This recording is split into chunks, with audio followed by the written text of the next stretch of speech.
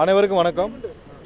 இன்று 2வது நாளாக எங்களுடைய தலைவருக்கு, மீண்டும் அழுத்தமாக சொல்கிறேன், 2வது நாளாக எங்களுடைய தலைவருக்கு விட்னஸ் சம்மன் அனுப்பப்பட்டது. கடந்த வாரம் நான் சொன்னது போலயே எங்களுக்கு உகந்த இந்த தேதி எங்களுக்கு உகந்த தேதின்றனால நாங்கள் இன்றைக்கி ஒத்துக்கொண்டு இங்கே வந்து எங்களுடைய தலைவர் தேவையான ஒத்துழைப்புகள், ஏன்னா இந்த நிகழ்ச்சியில் என்னென்ன நடந்தது, எவ்வாறு நடந்தது, எங்களுடைய தலைவருடைய புரோகிராம் பற்றின ஷெடியூல் எல்லாமே அவங்களுக்கு தேவையான என்னென்ன தகவல்கள் தேவைப்படுதோ நிகழ்ச்சி சம்பந்தமாக எங்களுடைய தலைவரிடம் இன்று கேட்டு தெரிந்து கொண்டனர்.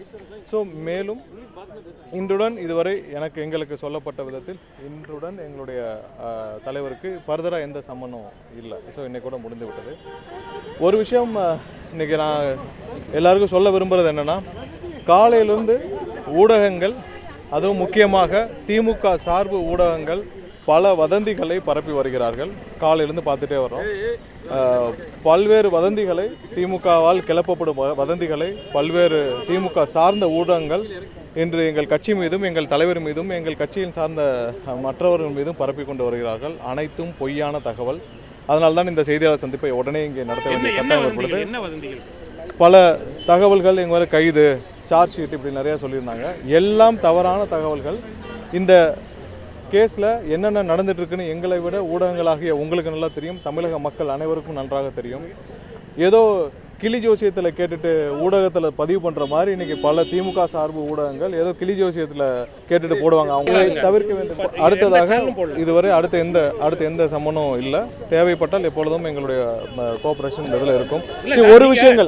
ஒரு விஷயங்கள் நாங்கள் வந்து திரும்பவும் நான் வந்து இங்கே சுட்டிக்காட்ட விரும்புகிறேன். அதாவது கடந்த முறை அமித்ஷா அவர்கள் தமிழகம் வந்த பொழுது எல்லாருக்கும் இதில் நீங்கள் நிறைய விஷயங்கள், நிறைய ஊடகங்கள், நிறைய வந்து நீங்கள் விவாதம் நடத்துறதுக்கான வாய்ப்புகள் நிறைய இருந்தது. கடந்த முறை அமித்ஷா அவர் வந்தபோது தமிழகத்துடைய பாரதிய ஜனதா கட்சியோட தலைவர் என்ன சொன்னார்?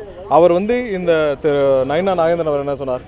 இந்த 41 பேர் மரணத்திற்கு காரணம் செந்தில் பாலாஜி அப்படின்னு திரு அமித்ஷா அவர்கள் முன்னிலையில் சொன்னார். இது சம்பந்தமாக தமிழக ஊடகங்கள் விவாதம் நடத்தியிருக்க வேண்டும்.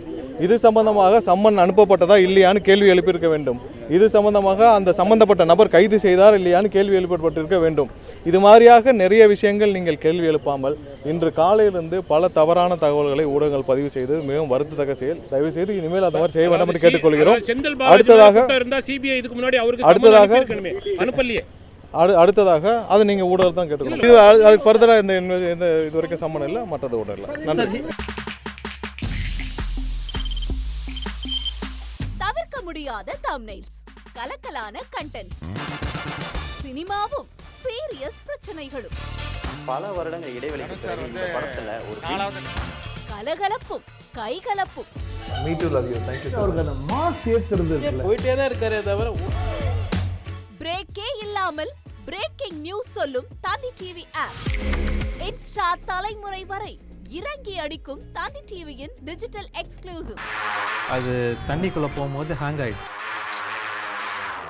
உங்களுக்கு விஜய் சார் எந்த அளவுக்கு ரொம்ப பிடிக்கும்? Of course, Malayalis are huge Vijay sir fans. ரெண்டு பேருமே ரொம்ப பிடிக்கும் எனக்கு. தந்தி டிவி ஆப்பை இலவசமா டவுன்லோட் செய்யுங்க. ஃபாலோ பண்ணுங்க, சப்ஸ்கிரைப் பண்ணுங்க, என்ஜாய் பண்ணுங்க.